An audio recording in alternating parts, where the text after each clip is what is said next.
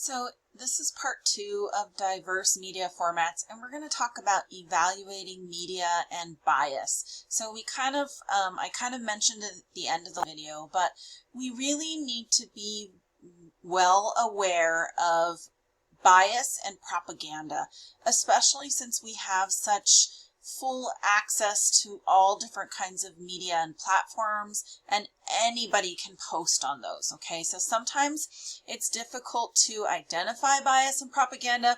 They can be in forms of cartoons, posters, movies. It can be on social posts, right? Like the internet and social media.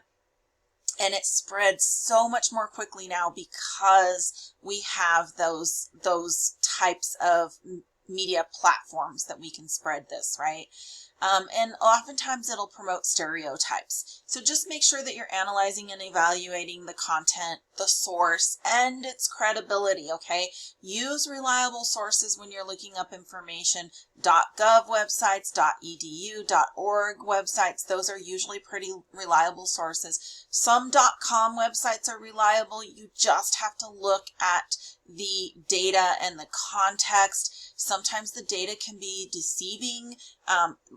If you know, they say, oh, 25% of the people, didn't do this or did this, but they only surveyed, 4 people, that's only one person. Okay, so you have to look at the data closely and make sure that it's representative of what, that it's a true representative of what the information they're saying it is. Okay, don't use blogs or opinion posts or the comments section of any of these things. Make sure that you're really evaluating your source for reliability. Okay, we're going to watch a short video on some tips to help you evaluate websites. The World Health Organization has actually declared an infodemic because of all the misinformation that's readily available on the internet. When students are searching websites, they really need to be sure that what they're reading is accurate and trustworthy. The website should load quickly and links should be efficient. You get where you need to get in the fewest links possible. There should always be an easy way to get back to the homepage.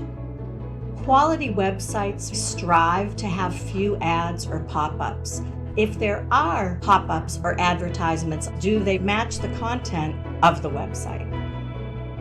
Reputable sources work very hard to make sure there are no spelling, syntax, or grammatical errors.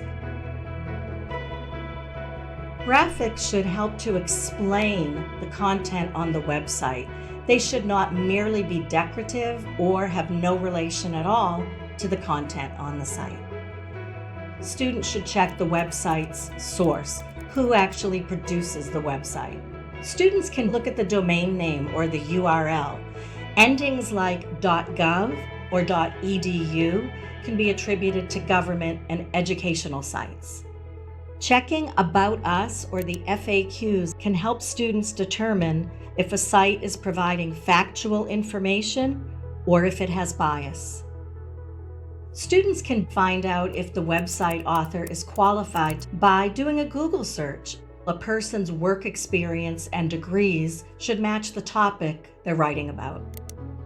Trustworthy sites will typically provide links to other reputable sources. Students can also check for other websites that use the current one as a reference. Students can tell that a site is biased if it includes advertisements that promote a particular point of view, or if there are opinionated blogs or one-sided articles. When learning to evaluate websites, students learn about critical thinking. They learn to interrogate information rather than simply consuming it. These skills will serve them well in the social media realm and beyond.